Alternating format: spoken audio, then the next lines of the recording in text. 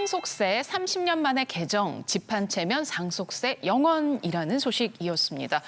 상속세 논의가 최근에 본격화되고 있는데요. 연내, 올해 안에 개정될 거란 얘기가 나오더라고요. 네, 이재명 대통령이 취임 100일 기자회견에서 상속세 낼 돈이 없어서 집을 팔면 되겠느냐, 18억 원까지는 상속세를 면제할 거다라고 언급하면서 한동안 주춤했던 상속세 논의에 다시 불이 붙었습니다. 최근 여당과 야당에서 관련 법안을 발의했는데요. 기본공제와 배우자 공제 확대가 핵심입니다. 예를 들어서요, 현재 시가 12억 원 정도의 아파트를 상속한다라고 하면 지금은 공제를 받아도 상속세가 일부 발생을 합니다. 그런데 개편안이 적용되면 공제액이 늘어나면서 상속세가 0원이 됩니다. 최근 서울 아파트 평균 가격이 12억 원 훌쩍 웃돌잖아요. 그러다 보니까 서울 아파트 한 채를 물려주고도 상속세를 내지 않는 가구가 크게 늘어나면서 국민의 삶에 직접적인 영향을 미칠 것으로 기대가 됩니다.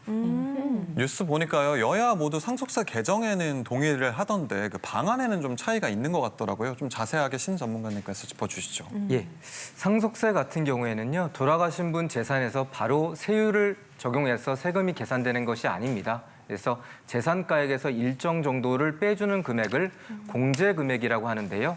정부와 여당은 이 공제금액, 배우자 공제와 일괄 공제를 높여가지고 보통 사람들, 일반 중산층 이하는 세금을 줄여주자 또는 없애주자라고 하는 측면이고요. 야당에서는요, 우리나라는 특이하게 돌아가신 분 재산으로 배우자가 이 재산을 받아간다 하더라도 세금이 계산되거든요.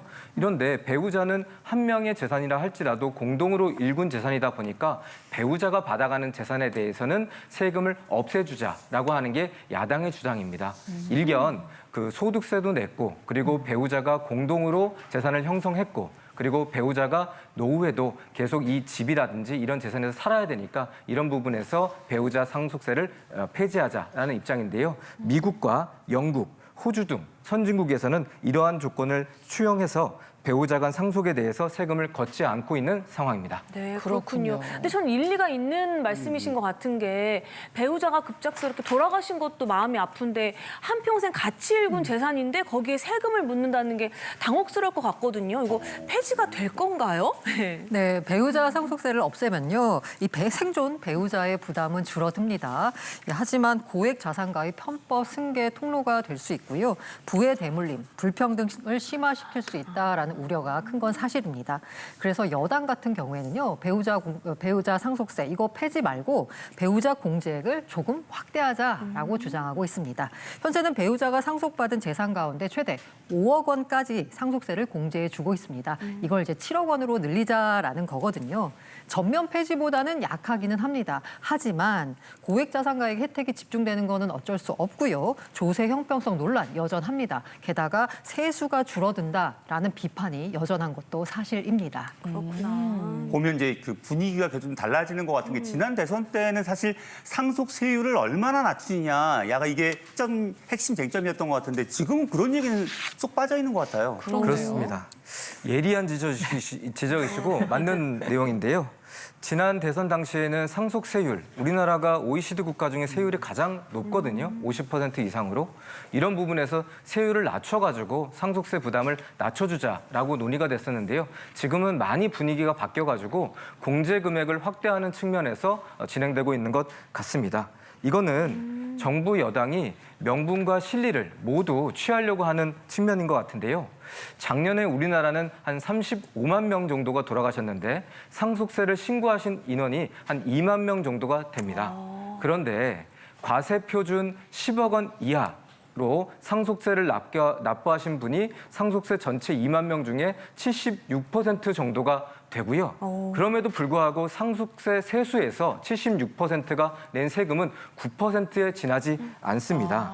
그런 부분에서 과세 표준 10억 원에서 7억 원 또는 8억 원 정도를 빼게 되면 상속세가 거의 없거나 조금밖에 내지 않아도 되는 그런 상황으로 되는 것이지요. 그리고 우리나라는 돌아가신 분의 재산에서 채무, 근저당권이라든지 주택담보대출이라든지 전세보증금 이런 것들을 빼주거든요. 그러면 과표가 더 줄어들기 때문에 상속세가 없어지는 또는 줄어드는 효과를 발휘할 수 있는 것이죠. 그러니까 76%의 어떤 국민들로부터 지지를 받을 수 있는 것이니까 네. 좋은 부분이고요. 그리고 세수 감소는 극히 9% 정도만 줄어드니까 더 좋은 부분이라고 할 수가 있겠습니다. 그렇구나. 그러게요. 국가 입장에서는 세율을 건드리지 않아도 공제는 별로 공제만 조금 늘리기만 해도 혜택은 더 많은 국민들이 볼 수 있으니까 여러모로 이 부분을 더 생각을 많이 하겠다는 생각이 드는데요. 지난 대선 때 상속세 관련해서 또 다른 쟁점이 하나 더 있었습니다. 바로 이 부분인데요. 유산세냐 유산 취득세냐. 무슨 차이인지요? 잘 모르겠어요. 설명 부탁드립니다. 진짜 어렵죠. 네. 우리 어떤 분이 돌아가시면 남겨놓은 재산을 유산이라고 하죠. 네. 예. 그래서 그 유산 돌아가신 분의 유산 전체에 대해서 세금을 계산하고 그러면 세금이 나올 거 아닙니까? 네. 그럼 세금이 나온 다음에 상속인들이 이 세금을 각각 내거나 또는 연대해서 내는 구조가 현재 방식이에요. 그러니까 돌아가신 분의 재산을 다 합산해서 세금이 계산되는 구조. 그러니까 많을 수밖에 없지요. 예. 근데 유산 취득세 방식이라는 거는 뭐냐면요. 지금의 증여세가 유산 취득세 방식인데 돌아가신 분 재산이 있어요. 근데 상속인들이 나눠서 분할해서 갖게 되겠죠. 그러면 나눠 가진 사람이 각각 재산 받은 만큼만 본인이 받은 만큼만 상속세를 신고하자라고 하는 게 유산 취득세 방식입니다.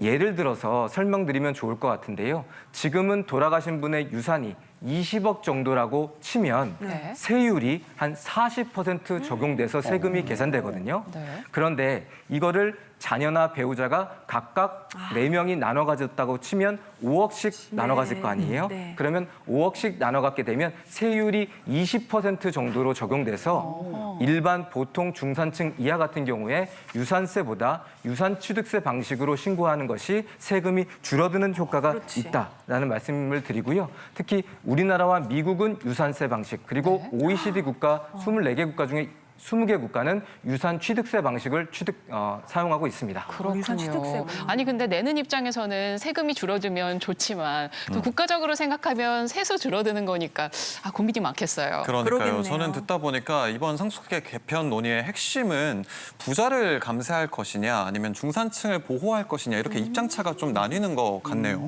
이게 참 어렵습니다.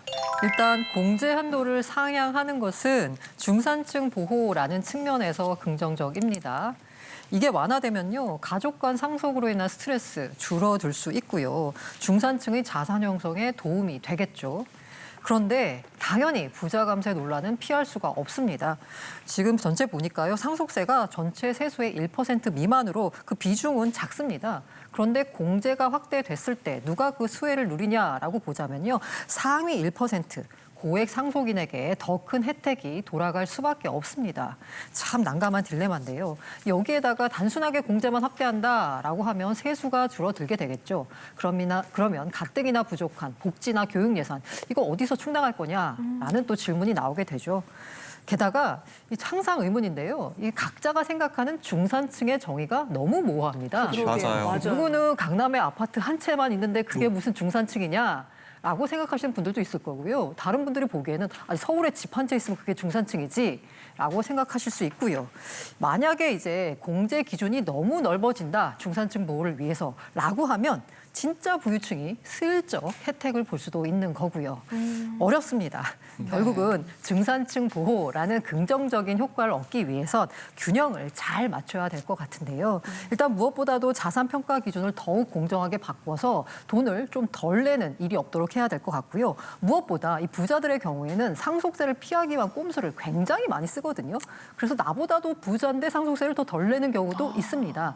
이런 거를 꼼수를 차단하는 보완 입법까지 필요하다라고 생각을 합니다. 네. 그렇군요. 저는 뭐 항상 마음은 부자고요. 예, 실제로도 부자가 되고 싶은 예. 마음인데 정말 저를 포함해서 많은 분들이 아파트 한 채가 전 재산인 분들이 많으실 거 아니에요. 빨리 결정이 나면 좋겠는데 지금 혹시 이렇게 상속을 처리 중이거나 미리 대비하고 싶으신 분들이 좀 체크해 보면 좋을 것들이 뭐가 있을까요? 일반 고객들이라든지 일반 분들이 가장 많이 하시는 질문 중에 하나입니다.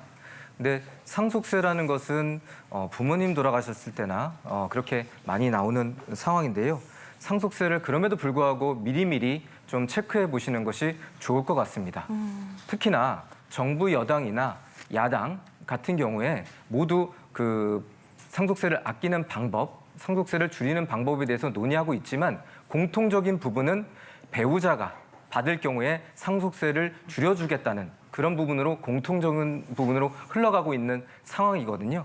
그런 부분에서 부부 공동으로 일군 재산 중에 어떤 특정 배우자 이름으로 되어 있다라고 하는 재산들은 먼저 살아생전에 배우자한테 증여를 한다든지 또는 공동재산을 배우자한테 어떻게 재산을 상속한다든지 이런 부분을 미리미리 계획 세워두시는 것이 좋을 것 같고요. 네. 우리나라는 재산, 즉 부동산, 그리고 예금, 주식, 채권 이런 여러 가지 재산별로 이 상속세를 계산할 때 재산가액 평가 방식들이 다 다릅니다. 어떤 재산은 같은 5억이라 그래도 더 많이 평가돼서 세금이 계산되는 부분도 있고요. 일부 토지 같은 경우에는 기준시가로 적용돼서 이 재산가액보다 좀 적게 평가돼서 세금이 계산되는 측면도 있으니까 같은 재산 또는 동일한 규모의 재산이라 할지라도 어떤 재산을 상속해야 될지, 어떤 재산을 미리 팔아야 될지, 어떤 재산을 미리 증여해야 될지 검토해 주시는 게 좋을 것 같고요. 세 번째는 이 모두가 다 어렵잖아요. 그런 부분에서 증여, 양도 그리고 상속세 모두 전문가들과 미리미리 상의하셔가지고 미리미리 조금씩 준비하는 것이 좋을 것 같다라는 말씀을 드리겠습니다. 네.